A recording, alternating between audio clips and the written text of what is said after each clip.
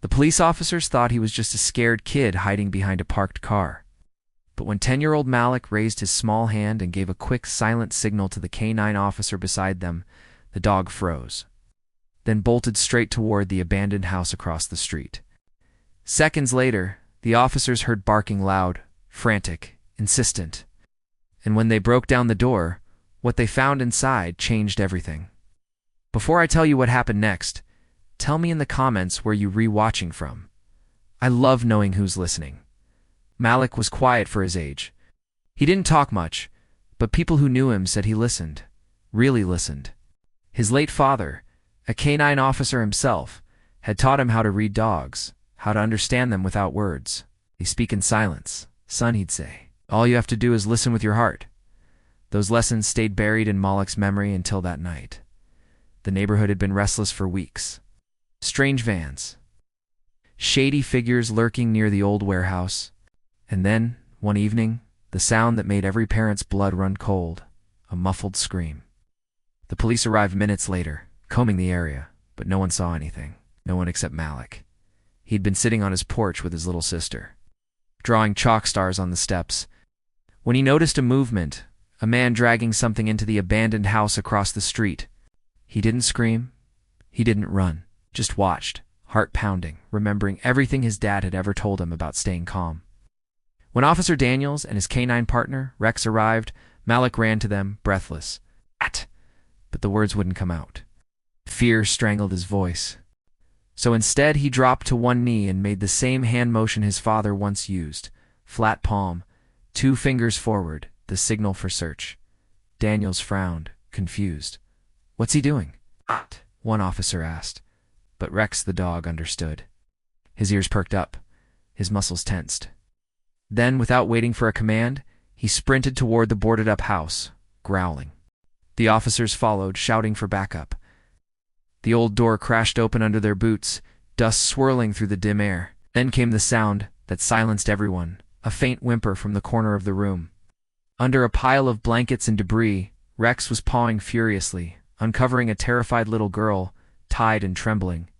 Malik's neighbor's daughter. Missing for 2 days, the room erupted into chaos. Officers rushed in. One of them scooped the girl into his arms. Another shouted into his radio for medics. But Daniels turned and looked back toward Malik, who still stood outside, frozen in disbelief, tears streaking down his dusty face. When the officers brought the girl out, the crowd that had gathered gasped. Some people clapped, others cried, and Malik just stared at Rex, who trotted back to him, tail wagging. The boy knelt down and hugged the dog, whispering something no one else could hear. Officer Daniels crouched beside them, voice soft. "You gave that signal," he said. "How'd you know what to do?" Malik looked up, eyes glistening. "My dad. He taught me. Used to work with dogs like him. He said they don't need words. They just need to be trusted." Daniels swallowed hard. He'd been a canine officer for 12 years, but he'd never seen anything like that. A child, half his size, commanding a dog's instincts with a silent motion. Later that night, after the crowd had dispersed, and the little girl was safe in the ambulance, Daniels knelt beside Malik again. "You did something incredible tonight, son. You saved a life." Malik shook his head. Rex did. Just listened. Days later, the story made headlines. 10-year-old boy helps police dog find missing girl. But for Malik, it wasn't about fame. It was about his father, the man he'd lost 3 years earlier in the line of duty. The same man whose training had lived on in his heart. At the police station, Daniels placed something small and shiny into Malik's hand, a K9 unit badge. Engraved with the words, "Honor through courage." "Your dad would be proud," he said quietly. Malik smiled, a real one this time. He already is. Months passed. The house across the street was torn down. The little girl recovered. Malik still visited the station every weekend, helping Daniels and Rex with basic training. He'd learned to give the commands out loud now, but sometimes, when no one was watching, he'd still use that silent signal. Rex always responded. One afternoon, as the sun dipped behind the horizon, Daniels watched the boy and dog running drills.